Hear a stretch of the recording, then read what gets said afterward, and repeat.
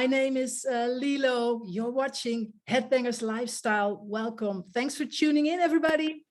I'm here with Biff Byford, the singer of Mighty Saxon. You all know him. Welcome to the show.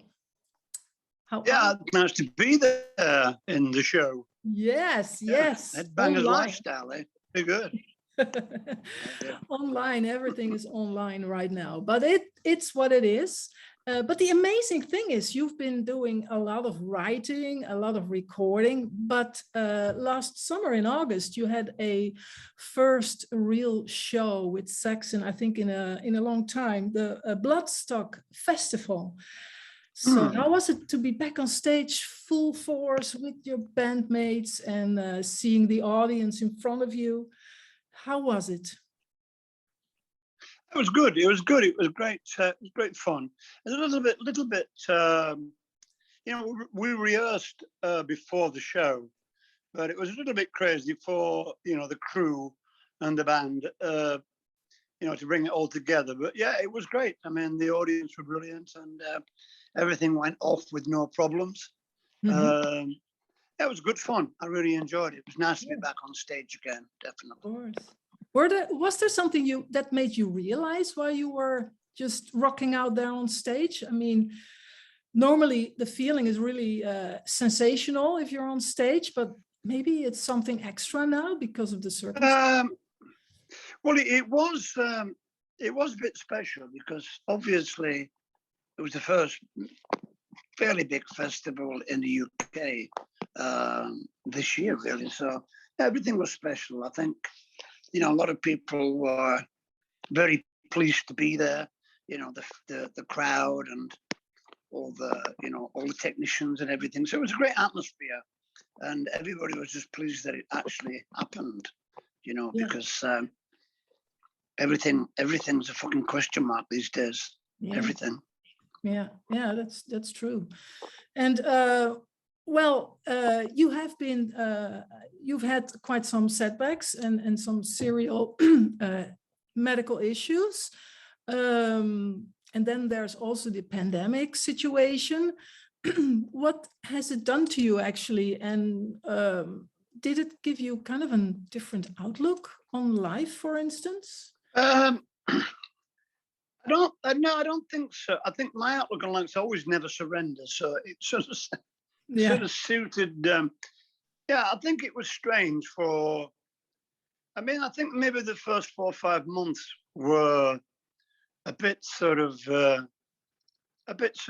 a lot of people dying and, but I think I wanted to make something. This album was basically finished, last year. I was just doing things. So we decided to do another album, meanwhile, just to get the boys together and rehearsing and writing and, recording. So we did this covers album, which was a bit of a stopgap, really.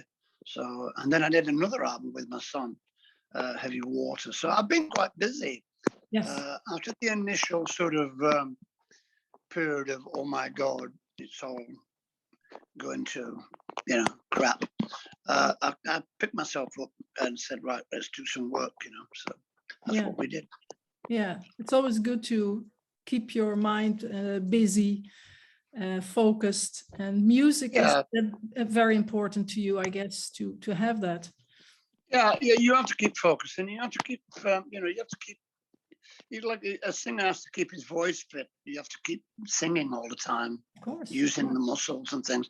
And I suppose same as the guitarist and drummer, they have to stay fairly fit, especially the drummer, especially Nigel. He's a big powerhouse of a guy, and he has to stay fairly fit. You can't just walk on stage and drum for 2 hours or an hour and a half and expect to do it like you're 18. So he has to stay fit, and the guitarist guys, bass player, they have to stay supple, their fingers have to stay supple, so you're ready to go at any time. So you can't let yourself relax too much. You have to keep on the edge a bit. Yeah. So that's why everybody kept themselves busy and together as well to keep in shape and fit, ready to go. Yeah, Yeah. clear. So the title of the new album, Carpe Diem, if I'm saying it correctly, that's a cool album title. It's going to be out 4th of February. That's right. So Yeah. is it kind of a reference to something in particular? Because it says, seize the day, don't worry about things, do your thing, make the best out of it. Is there an idea behind it? Well, I think "Seize the Day" is a great motto for this day and age, definitely, because you have to take every day as it comes. I don't think you can plan too far in the future. So I think the sort of statement "Seize the Day" works at the moment. I did have other titles in mind for the album. Pilgrimage was one I was thinking of, but I think "Seize the Day" was cool. I like the Carpe Diem, "Seize the Day." It's good, and it works great in the song. The song. It was great to write those lyrics within the song. It's obviously based on the history, a wall in the north of England that stretches across England. But yeah, it's. I think it's a positive song. I think that's what the song's about, really. And the whole album is meant to be very positive as well? I think so, yeah. I think it's supposed to be a bit uplifting, the album. Yeah. I think it works, some of the guitar riffs are killer, which is always great, Yeah, it seems that Saxon is really on fire on the album. I think it's, great melodies, guitar solos flying all over the place, nice rhythms, it's heavy, kind of have all the aspects that we want from Saxon actually. Is it kind of a just another album for you guys, or is there more to it at the moment? No, I think it's a special album, this one.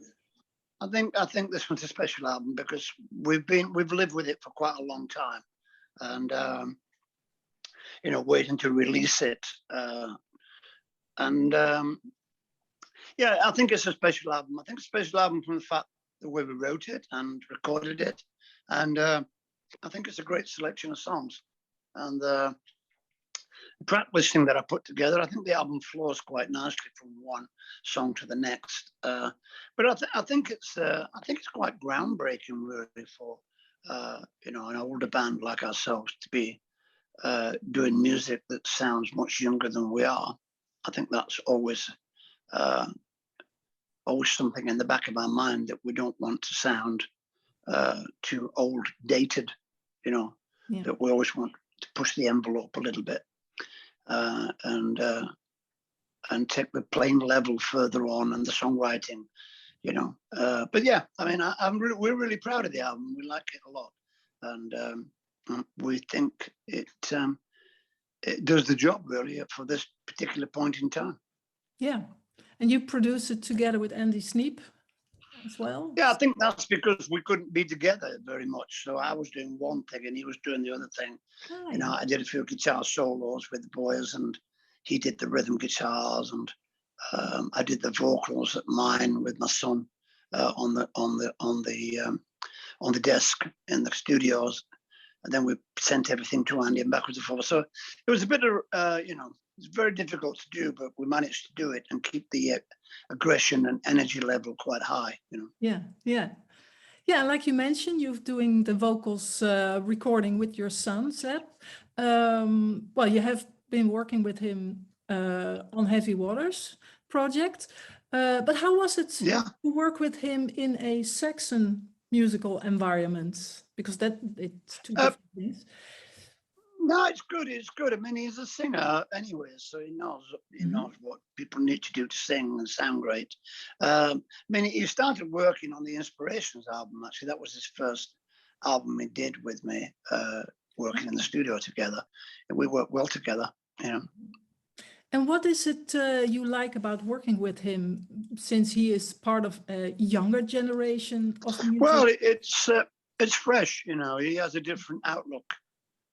He's younger, he's early 20s, so he has a different outlook, and his opinions are from a different era. So it's pretty good, you know, to get his opinions and get his input on different things. We know we don't always agree, but I think 99% of the time he knows. I mean, he's been listening to me sing for quite a long time, obviously. Yeah. So he knows what I'm capable of. So he knows if I'm not giving it 100%, you know, definitely. Yeah, it's in the bones, I guess, as well. Probably, yeah. Yeah, but you've done all these different projects in 2 years of time. Actually, you did your solo album, School of Hard Knocks. Then there was the Heavy Water, the Inspirations, and then of course the new Saxon album. Yeah, how valuable is it for you to work on all these different projects? And did it somehow unlock something in you that you didn't know you had in you as a performer, as a singer? Yeah, I think so. I think it probably did. I don't think if COVID hadn't come along, we wouldn't have done a covers album. And I would never have sang Zeppelin songs and Deep Purple songs. I mean, I'm not really, I don't really sing a lot of other people's songs, to tell you the truth. Yeah. So, you know, so singing all these songs that I've never really sang before really sort of made me realize that actually I have a bit more to my voice than I thought I had. So I was able to go a bit further in my singing ability because of that album, you know. So it did help me quite a lot, actually. And are you so inspired that you want to give a follow-up to all these projects, like a cover album, another one, and with your son, are you going to do a second part? What are the plans? Yeah, I'm already singing another Inspirations album today, actually. So I'm in the studio at the moment, and we're doing, you know, 10, 11 more songs, maybe to release next year or some other time. So we're still keeping ourselves busy because there's still no shows, you know. So you know, all our touring starts next year, really.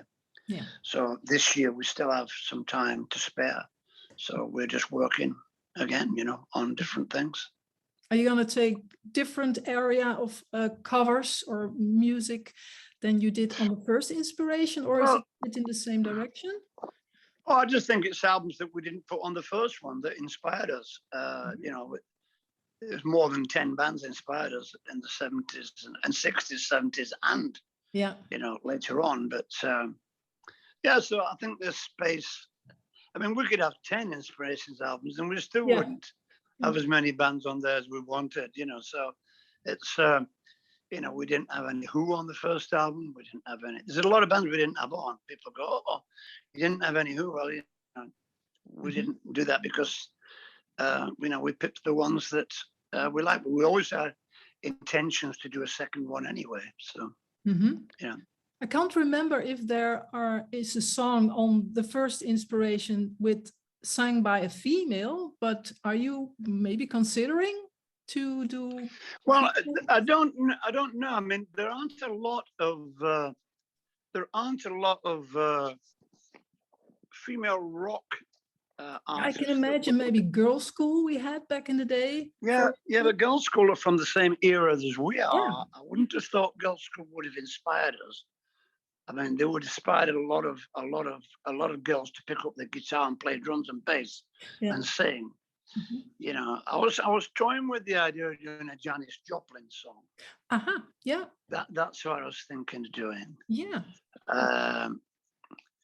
But we did a Zeppelin song instead because I think Robert Plant used a lot of Janis Joplin's phrasing. Yeah. So it's quite similar. But yeah, I might do a Joplin song later.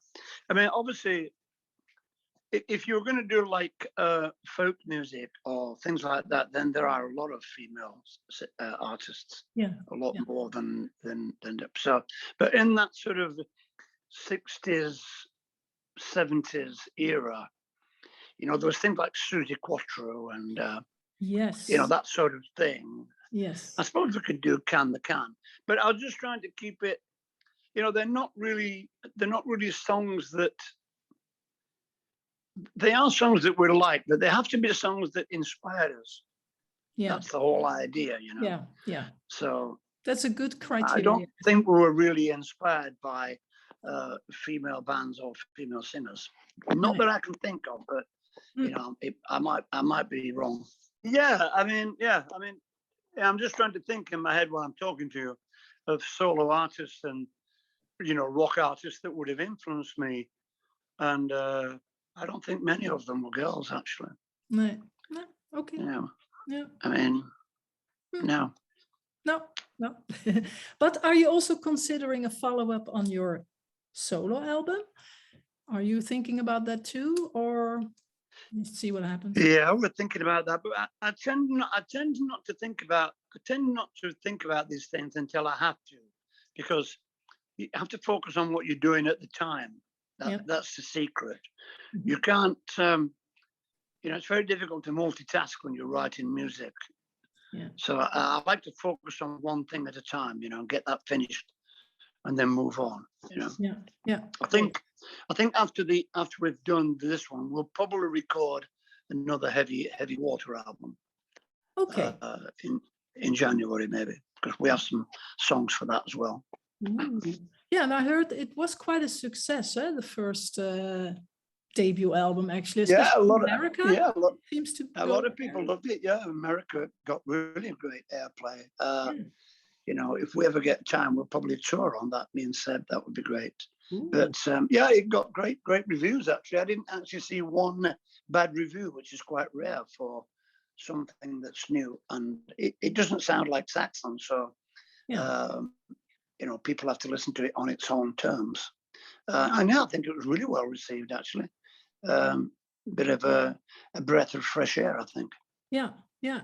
So it would be cool to tour for it. Indeed. Yeah. Yeah, it would. Yeah, I'd like that. I could do, you know, heavy water, a bit of a solo album, a bit of cover versions, and that'd be great fun. Yeah, yeah.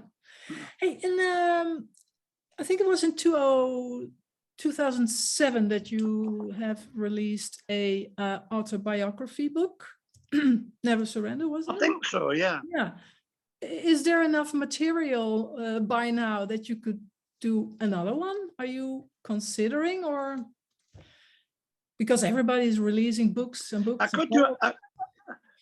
could do another one. I mean, the thing is with that book, it's quite rare.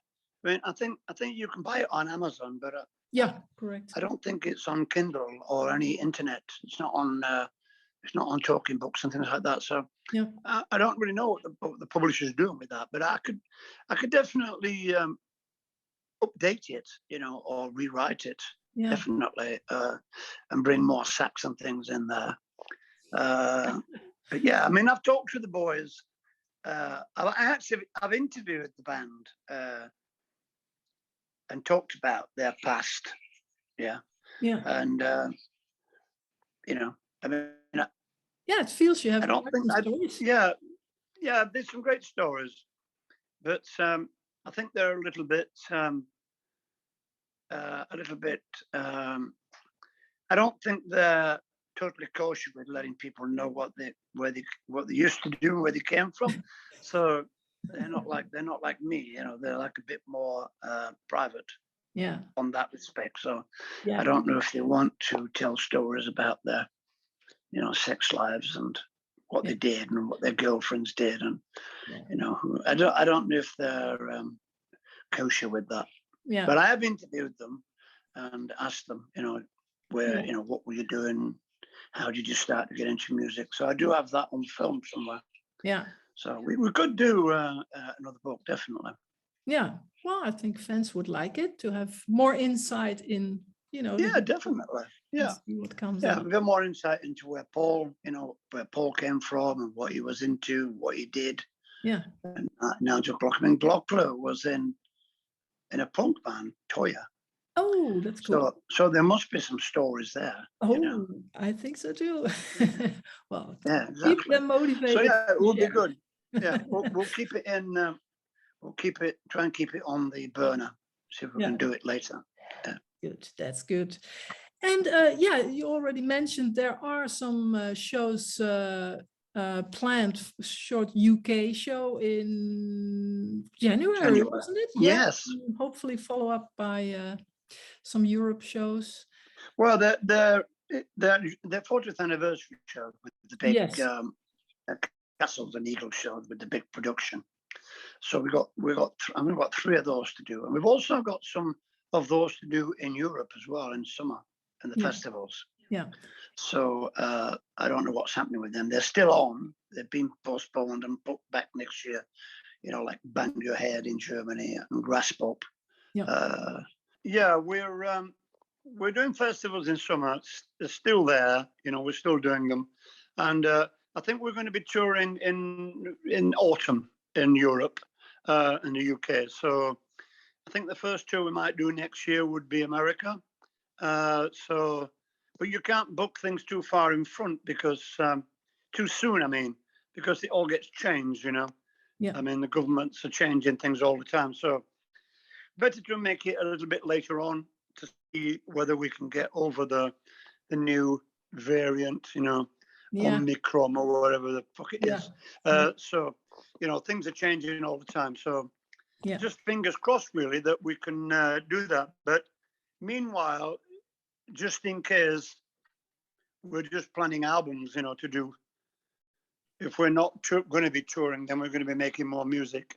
That's the plan, That's the backup plan. So that's why that's the backup plan. Yeah. That's the plan B. Plan B. But so, the UK shows, you think they will move? They will. I don't know how it is right now with shows in the UK because well, still going on. We're wearing masks. We're wearing masks again in shops and things, but they haven't said anything about big events yet. Ah, okay. So I just think they're just waiting to see if this variant makes people more sick than the last one. Yeah. True. I think that's what it's on about. Everybody has to have a booster, you know, so they're vaccinating people like crazy in the UK. That's what they're doing. Yeah. Well, hopefully the shows can happen. That will be great for everybody and for the bands because you guys are prepared and ready to take off, I guess. Because realistic, you're not getting any younger. So at one point you have to keep up with your health and shape. That's right. Vocal cords shape. So you have to go out on stage. We have to go. We're ready. We're ready to rock. Get the truck out. Get on the bus. Yeah. Thanks so much for tuning in. Thank you, Biff, and we see you on the next time. Ciao. See you later. Bye. Ciao.